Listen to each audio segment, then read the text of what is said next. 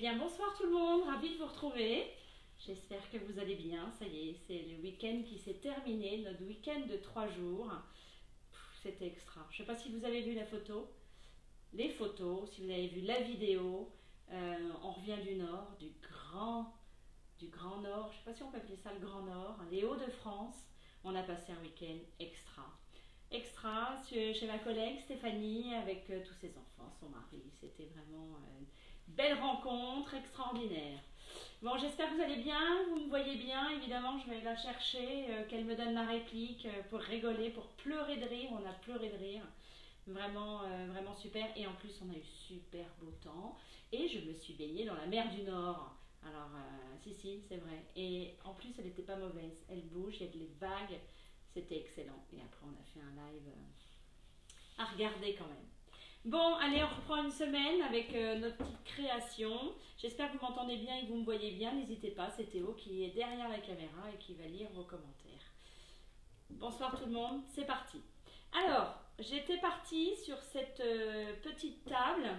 Donc, il y a un verre dessus. Et puis, on a fait la couleur ondée. Donc ondé, quand vous le mettez à côté d'un gris, il fait marron, puis si vous le mettez à côté d'un marron, il fait gris. Voilà, c'est un peu hybride. C'est à un moment donné, on disait que c'est un taupe, mais c'était plus notre gris de Suède parce qu'il était foncé. Donc voilà, c'est vraiment quelque chose de très très doux, assez clair et qui tranche super bien avec les autres couleurs, genre le craie, les crus, voilà, le lin, enfin tout ça c'est... Ben, c'est vraiment joli comme couleur, c'est très doux, mais ça donne une petite teinte de déco quand même. Vous m'entendez pas trop bien? Je vais essayer de parler un peu plus fort. Donc j'ai changé de décor en me disant ça va aller mieux là. Écoutez, j'espère que ce soit un peu plus clair et qu'on ait un petit peu plus de lumière, mais c'est pas dit. Eh bien, donc là où on en est, j'avais pris mon papier à poncer. En fait, j'ai nettoyé à l'Eléo Clean, j'ai mis une couche d'Eléo Pro. Et puis j'ai mis une couche d'ondée, j'en ai mis une seule puisque je voulais faire un chablis. Et en plus il est hyper couvrant ce ondé, c'est extra. Eh bien j'ai poncé, voilà, j'ai poncé. Alors pour ce qui est des arêtes, eh ben, je suis allée chercher le merisier, voilà. Et puis même voilà toutes mes arêtes. Et puis ce qui est de l'intérieur de mes petits carrés qui sont, enfin les endroits qui sont vraiment plus importants en peinture.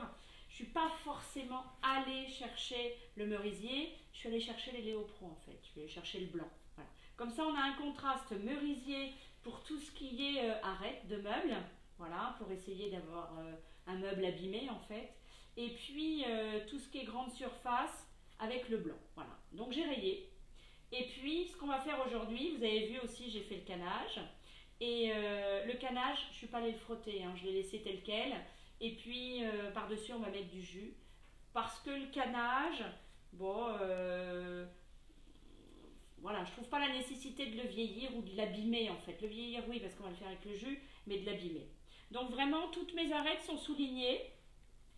Pourquoi? Parce que ça redonne, c'est comme si on avait mis du bâton usé, on aurait pu faire ça aussi, un bâton à l'huile et puis que j'aurais gentiment mis là avec une couleur un peu plus foncée. Un Wenge, un ombre brûlé, enfin voilà. Et du coup, j'aurais pu le faire au bâton, mais j'ai préféré aller rechercher en fait le meuble. Et puis, voilà, ça ressouligne. On a du blanc, on a de l'ondé et on a du foncé en fait. Voilà, ça ressouligne. C'est ce que je trouve de sympa. Qu'est-ce que t'en penses, Stéphanie? Hein, qui est, elle, en vacances, bien évidemment, à la plage, tout va bien. En plus, ils annoncent une semaine canicule. Donc voilà, bon, ça me manque un peu, hein, nos petites répliques et nos fous rires. Mais bah, tant pis, je vais continuer comme ça. Et bah, c'est parti pour le jus. Donc le jus, vous allez me dire qu'est-ce que c'est, enfin pour ceux et celles qui connaissent. Je trempe, enfin c'est 50 d'eau, 50 là pour le coup de Wenge.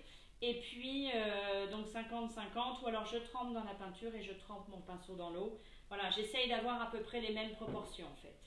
Et puis là, je vais venir, alors vite, oui, assez vite, mais c'est comme la patine en fait, hein, ça sèche tout aussi rapidement. Et je viens dans le sens toujours du veinage, mais là, je n'ai pas de veinage, puisque c'est un merisier hyper verni. Donc là, je n'ai pas du tout de veinage. En fait, j'ai créé, je vais dire, pas des coups de pinceau parce que je travaille au rouleau. Donc ben, je suis en fait le mouvement du meuble. Voilà, tout simplement. Donc j'en mets un peu partout. Oui, c'est vrai que l'été, comme ça, quand il fait chaud, c'est pour ça ne peignez pas dehors. Mais quand il fait chaud comme ça, on a tendance vraiment, ça a vraiment tendance à vraiment sécher plus vite. Donc c'est pas grave, hein, on peut encore, vous avez vu, hein, même si on rate, et c'est pour ça, bah, c'est le direct en fait. Et c'est bien parce que comme ça, si ça vous arrive, eh ben, on trouve toujours la solution. Et puis, comme dans le métier de conseillère, le plus c'est, vous avez vu, on entend conseil, et ben oui, on donne les conseils. Moi, vous pouvez m'appeler à n'importe, non, je vais dire à n'importe quel moment. Allez, aux heures de bureau, je dirais. Non, mais vous m'envoyez un petit message et puis c'est moi qui l'ouvre quand j'ai 2 minutes, entre deux. Et puis je vous réponds, vous m'envoyez en photo. Là, j'en ai encore eu cet après-midi. Et c'est vrai que j'ai une cliente qui m'a demandé pour des vitres, mettre un pochoir sur 2 vitres de meubles en fait, hein, qui est un meuble vitré. Eh bien oui, mais le conseil c'est de les mettre à l'intérieur des vitres, à l'intérieur du meuble, sur les vitres bien évidemment, tout en retournant bien le pochoir, puisque du coup quand vous le faites, il faut qu'il soit à l'endroit visuellement. Donc c'est mieux de les mettre à l'intérieur en fait. Parce que ben, quand vous allez faire vos vitres, vous allez nettoyer tout ça, au moins vous ne les enlèverez pas avec votre produit. Puis comme ça c'est gage de meilleure tenue. Donc, eh ben on y va, hein. Je vais aller, j'attaque le canage. Théo, est-ce qu'on voit bien le canage? Je sais pas. D'accord. Ah, moi j'ai des sacrés assistants, je vous le dis. Hein. Oui. Donc avant d'attaquer mon canage, je vais quand même un peu enlever et lisser. Donc vous voyez avec mon derrière d'éponge ou ça peut être un tampon pro également. Hein. Eh bien écoutez, je viens enlever le surplus parce que ça sert à rien. Et puis en même temps je lisse. Voilà, en même temps ça lisse ce que j'ai fait. Moi je ne vais pas faire tout le meuble avec vous, mais voilà, je viens un peu lisser, j'enlève le surplus. Ça sert à rien d'en mettre des tonnes puisque quand on est dans le jus, c'est comme la patine, il n'en faut pas forcément beaucoup. Mais oui, parce qu'en fait, on veut tacher la peinture, on veut tacher le support, mais à un moment donné, on l'enlève. Donc ça sert à rien d'en mettre des tonnes. Voilà, donc là, je veux rentrer un peu partout, donc je tapote, j'en mets dans tous les sens. Je vais dire, je fais n'importe quoi. Bon, non. Mais voilà, si les mouvements, c'est un petit peu... il faut rentrer vraiment partout, en fait. Voilà. Vous n'oubliez rien. On n'en met pas des tonnes parce que on va devoir aller chercher le surplus avec ma laine d'acier. Je vais enlever le surplus.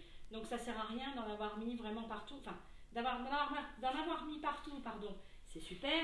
Mais d'en avoir mis trop, il va falloir aller la chercher parce que ça va faire des grosses masses bengay. C'est pas terrible. Hein. Donc voilà. Bon, je vais m'arrêter là. Ça va sécher. Je vais prendre ma petite boîte qu'on a commencé, la petite étagère. Et puis voilà. Donc je ne sais pas si vous avez bien écouté tous nos projets avec Stéphanie. On est en train de cogiter des trucs. On est en train de faire un mini tour de France en fait, avec des formations qu'on pourrait faire, que vous pourriez organiser aussi. Et puis on viendrait faire tout ça. Alors quand on dit animer les mariages, non, bien évidemment. Encore que vous nous donnez un micro, nous le karaoké on connaît. Mais non, mais c'est faire des formations à plusieurs. J'ai ma nièce qui m'a dit, écoute, pourquoi tu fais pas pour des enterrements de vie de jeunes filles par exemple. Et puis là on fait un thème, on fait une création. Et voilà, on peut vous animer des super trucs jusqu'à à peu près 20 personnes. Mais c'est vrai que le minimum ce serait au moins 10-12. Voilà. On me voit toujours. Alors, vous vous souvenez de la petite boîte? Alors la petite boîte qui n'en est pas une, C'est en fait, c'est un vieux tiroir que j'ai sauvé, entre guillemets, que j'ai réussi à sauver. Alors je l'ai sauvé d'où? Ben, je l'ai sauvé des griffes de mon époux en fait. Et oui, parce que lui quand il a décidé de vouloir faire le ménage dans le garage, et puis comme je suis censée faire mon atelier au mois de septembre, donc vider tout ce qu'il trouve d'à peu près vieux, moche pour lui, etc. C'est pas forcément mon cas. Moi, des fois, plus c'est moche et vieux, et plus j'ai envie de les relooker, leur donner une vie. Donc voilà, lui il fait parfois en cachette, et moi en cachette, je vais rechercher ce qu'il me prend. C'est un vrai jeu de chat et de la souris. Mais non, faut sauver. Il faut sauver ce que l'on peut sauver, évidemment. Donc, à l'intérieur, vous vous souvenez, j'avais mis du gris de Suède. J'ai mis du gris de Suède et j'ai fait un tour en craie, tout simplement. Et puis, bon, j'ai fait vite. J'ai pas là sous la main, j'ai pas eu un pochoir qui est venu entièrement faire mon intérieur de tiroir. Mais je vais faire le cœur. Alors, j'ai fait le haut, vous voyez. Et puis ben, je vais faire le bas. Alors, pas facile quand on a un pochoir qui est trop grand par rapport au support. Heureusement, et encore dans les nouveaux, c'est encore plus simple parce qu'ils sont, je pense, plus rigides et plus malléables. On arrive mieux à les plier. Voilà. Quand vous arrivez à faire ça avec un pochoir, ça ne le déforme pas. Mais ce qu'il y a, c'est qu'il ne faut pas le plier complètement. Il ne faut pas faire ma bêtise de la dernière fois, à savoir, parce que ça arrive de faire quand même pas mal de bêtises, ben je l'avais lavé, je l'avais mis sur le bord de mon évier, et puis j'ai rincé l'eau des pommes, enfin j'ai rincé les pommes de terre avec de l'eau chaude, et l'eau chaude a eu le malheur d'arriver sur mon pochoir, donc il s'est retrouvé, il avait une autre forme en fait. Bon, complètement désespérée, évidemment. Ce que j'ai fait, c'est que je l'ai enfermé entre deux torchons. Puis je suis allée le repasser, voilà, plusieurs fois. Écoutez, ma foi, c'est vrai qu'il a mauvaise mine, il a un petit peu de travers, mais je peux m'en servir. Quand je vous dis qu'on fait des bêtises, mais on peut les réparer, c'est qu'on peut les réparer. Même si après, ça devient un peu... pas chaotique, mais s'il manque une jambe ou un petit bout, c'est pas grave. Quand on relook, on arrive à faire, on fait ce qu'on veut. Et puis surtout, moi je pars du principe que rien n'est parfait. Et dès l'instant où c'est nous qui le faisions, c'est vraiment une création originale et personnelle. Et écoutez, on peut se permettre des petits défauts. Donc voilà, ben là je vais essayer de plier, j'ai plié un petit peu mon truc, mon pochoir, et je vais gentiment... Bon, c'est le premier pochoir depuis que je suis partie en week-end et j'ai quand même refait 3 fois un pochoir. Alors, pourquoi je l'ai refait 3 fois? Mais parce que Stéphanie donc m'avait donné des petits triangles de mousse. C'est vrai que j'avais jamais essayé. Donc on enduit ce petit triangle de mousse et on vient mettre, là pour le coup, moi c'est de la satinelle, ça peut être du bâton à l'huile également, mais eh ben, j'en avais trop pris, voilà, j'ai pas écouté ses conseils, j'en avais trop pris, et ce qui s'est passé, ben voilà, hein, ce qui devait arriver arriva, c'est que ben, ça a coulé en dessous en fait, enfin ça a débordé, ça a fait un gros paquet. D'où notre fou rire. Donc je suis plus à l'aise effectivement avec les pinceaux, donc avec la brosse à pochoir. Donc soit avec la brosse à pochoir, soit on fait les petits ronds, soit on tapote. Voilà. Donc ça donne un petit truc comme ceci. Hein, vous voyez? Donc j'aurais pu très bien en mettre partout. Qu'est-ce qu'on peut faire avec ce genre de choses? On peut mettre du papier peint, on peut mettre du tissu, on peut coller du tissu au fond, on peut faire des pochoirs sur une bande, au gré de ses envies. Bon, moi ce soir j'ai trouvé ça. Je vais y mettre des petits clous que je vais essayer de rouiller ou de les trouver un peu noirs, enfin qu'ils ne soient pas vraiment totalement neufs et gris, Et puis, bien, écoutez, ça va être, je pense, pour mettre mes petites boucles d'oreilles ou mettre des clés, je ne sais pas encore. Voilà, ça va être mon petit truc, ma petite caisse à bijoux. Et puis, je vais venir enlever un petit peu, je vais venir l'abîmer, frotter. Voilà. Bon, le haut est sec. Donc, qu'est-ce que je vais faire? Ben, je vais lui mettre un petit coup de patine. Voilà, un petit coup de jus pour que ça le vieillisse un petit peu. Alors, c'est pas parce que le jus, il est vengué, alors que je dis que ça le vieillisse. Ça fait pas forcément quelque chose de vieilli. Ça fait quelque chose de patiné. Alors oui, patiné, quand on a des meubles patinés, c'est qu'ils sont vieillis dans le temps finalement. Que la peinture est un peu partie, écorchée. Oui, c'est ça. Mais ça ne fait pas forcément quelque chose de rustique. C'est ça en fait, le mot. On n'est pas dans quelque chose de vraiment rustique. Ça redonne pour moi du charme, ça redonne... C'est comme je dis d'un transfert. En fait, c'est un petit bijou qu'on remet sur un meuble. Voilà, mais écoutez, je vais le laisser imprégner. Je vous rassure, c'est encore en dessous. Hein. Mais hop, je lisse. Alors vous allez me dire à quoi ça sert que tu aies fait un pochoir si c'est pour l'enlever après. Non, non, je ne l'ai pas enlevé. Il est en dessous. Vous allez voir quand ça va sécher. Avec la laine d'acier, je vais pouvoir... Ça a marqué en fait, ça vient tacher le support, ça vient tacher la peinture. Et puis, en plus, vraiment là, il est brut, donc ça va venir dans tout le veinage du bois et ça va donner un effet un peu vieilli. Voilà, enfin patiné par le temps. Donc, on va repartir sur la table. Ah, c'est de la gymnastique, puis il y a un truc, c'est que je peux vous dire qu'il fait très chaud. Oh oui, voilà. Bon, on repart là-dessus. Est-ce que c'est sec? Est-ce que j'ai bien mis, Théo? On voit bien? Oui. Ah, c'est très enthousiaste cette réponse. Hop, je vous tourne un peu le dos. Voilà. Finalement, je ne sais pas si c'est la meilleure position.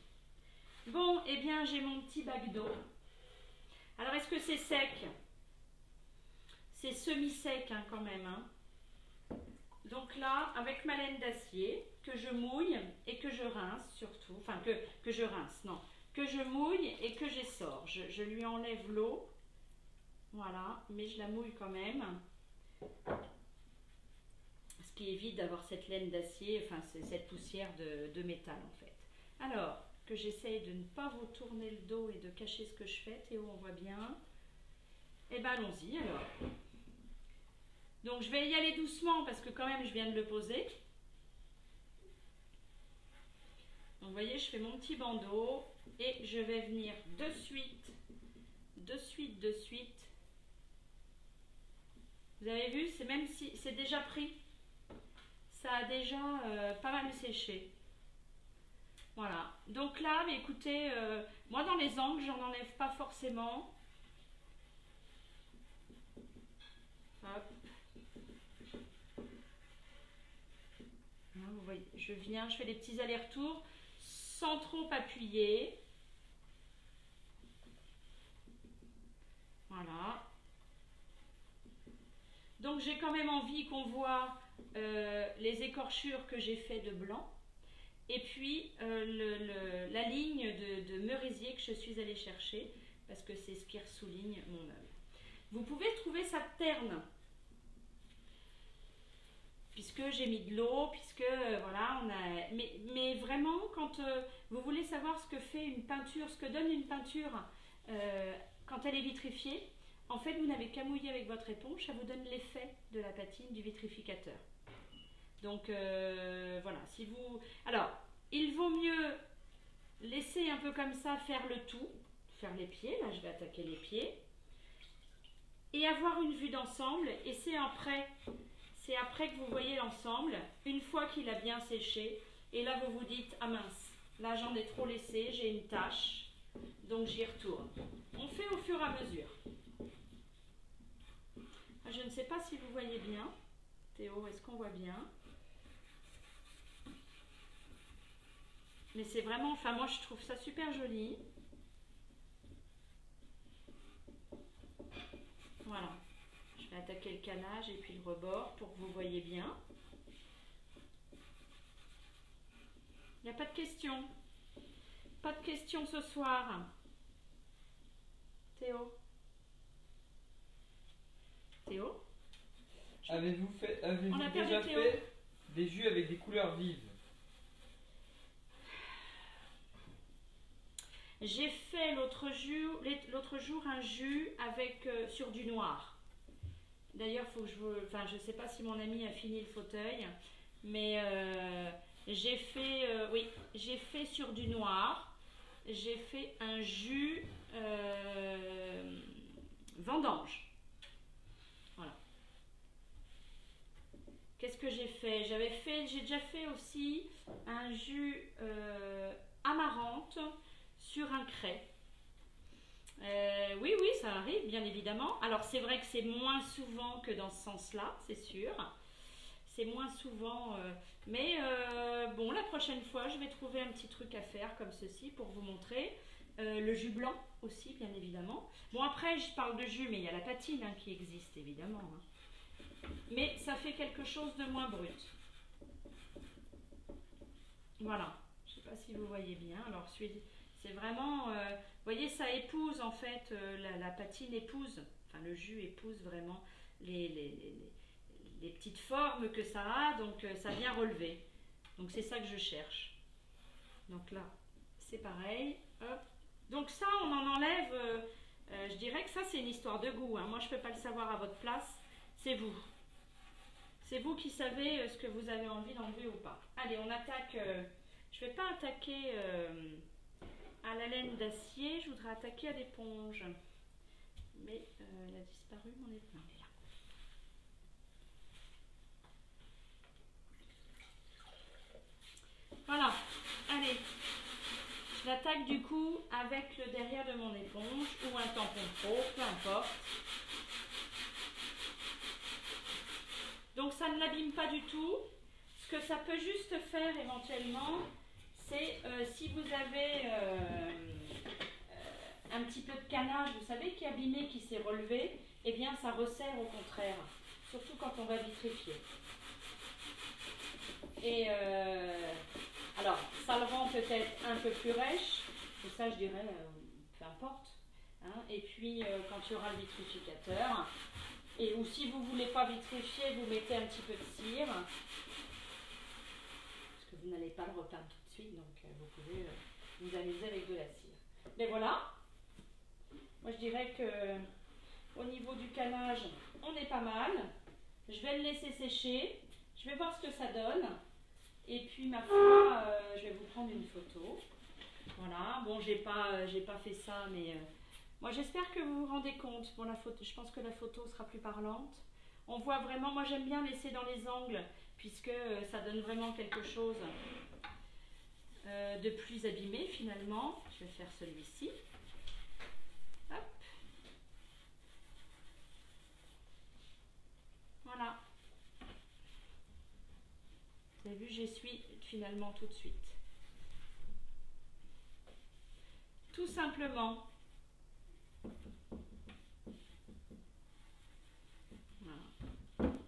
Bon, puis après je vais attaquer le haut, ça c'est joli aussi quand on arrive dans des surfaces comme ça. Et puis quand vraiment le jus va venir là, ça va redessiner encore ça. Enfin voilà, je trouve que ça donne une autre vision du meuble, un autre style. Même si j'ai pris blondé, c'est un gris marronné, je dirais, je l'appelle toujours comme ça celui-là, ou un marron grisé. Eh bien, mais c'est plutôt un gris marronné pour moi. On n'est pas dans le foncé, on est dans le clair. Mais surtout que, bon, parce que j'ai encore pas fait l'intérieur, je ne sais pas si vous le voyez, vous avez vu un peu le contraste. Je ne sais pas si on voit Théo. Vous avez vu le contraste entre le merisier déjà émondé, il est existant. Donc même si j'arrive à patiner en Wenge, je n'arriverai jamais au foncé du merisier, de votre bois. Donc eh ben, il faut vous lancer, il n'y a plus qu'à savoir finalement. j'ai des clients qui me disent, mais attends, il y a trop de couleurs, là, comment je vais faire pour savoir? En fait, c'est simple. Enfin, c'est simple. Soit vous aimez le gris, soit vous aimez le marron. Déjà, on a la tendance. Vous allez me dire, je veux du ondé, c'est gris marronné. Bon, mais quand même. Ça c'est quand on arrive au peaufinage. Soit vous aimez le bleu, le vert, le jaune, le rouge, voilà. Et une fois que vous avez ces branches-là, vous enlevez toutes les autres. Voilà, vous dites, je suis grise. Et bien là, je vais vous sortir toutes les plaquettes que l'on a de gris. Bon, regardez dessous de nos couleurs, les étiquettes, le nuancier que l'on a sur l'ordinateur. Et puis, après, ce que vous faites, c'est quand vous avez toutes ces couleurs étalées devant vous, ou le nuancier, eh bien, vous enlevez ce que vous n'aimez pas. Voilà, ce que vous n'aimez pas. Il vous en reste encore, allez, 4-5. On a déjà hyper dégrossi parce qu'on est à 100 et quelques couleurs quand même. Donc, et puis après, je veux dire, c'est une question de feeling, une question de cœur, une question de couleur de rideau qui va aller avec, du parquet, de plein de choses comme ça. Donc voilà, en fait, on choisit les branches, on enlève ce qu'on ne veut pas, et après on arrive vraiment à se rétrécir. Et je peux vous dire que ça peut prendre peu de temps, vraiment. Oui, Théo? Y a-t-il un dessous bois ou marbre sur la table? Et peut-on aussi... Un verre. Et peut-on aussi peindre le marbre? Évidemment. Alors, ce que je vais faire, c'est que je vais vous prendre, j'ai une commode, il y a une petite mouche devant l'écran. Et comme il fait chaud et qu'on a des chevaux en face, voilà. Donc oui, on peut peindre le marbre. Et du coup, je vais vous montrer ma commode. Quand je l'ai acheté, j'avais un marbre quand même comme ça. Il était fendillé de tout son long. Et Marie me dit non, prends pas ça, ou alors on met du bois. Non, t'inquiète. Donc un beau marbre noir. Du coup, on l'a rassemblé. J'ai mis de la colle, bien évidemment. Hein, on a mis un point de colle. J'ai mis ma pâte à poche pour pouvoir combler toute la fissure. Et du coup, bah voilà, hein, on y va. Hein. Héliopro, couleur, patine. Enfin, j'ai fait un chablis là pour le coup. Et vitrificateur. J'ai mis 3 couches parce que je pose plein de choses dessus. Donc je vais vous montrer, je vais vous prendre une photo. Bien évidemment le marbre, à part la lourdeur du marbre, vraiment, ce qui fait qu'un meuble, voilà, c'est la matière en fait, et peu importe ce qu'il y a en dessous, j'ai envie de vous dire, peu importe. À part vraiment le verre, voilà, quand vous avez du verre, là c'est un dessous en verre, c'est ce que je disais à ma cliente qui m'a posé des questions cet après-midi.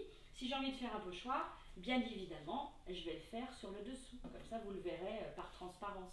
Et comme ça, quand je passe un petit coup d'éponge, ben, encore la mouche qui tourne autour. Et quand vous le verrez par transparence, vous mettez un petit coup de chiffon, ça ne va pas l'abîmer.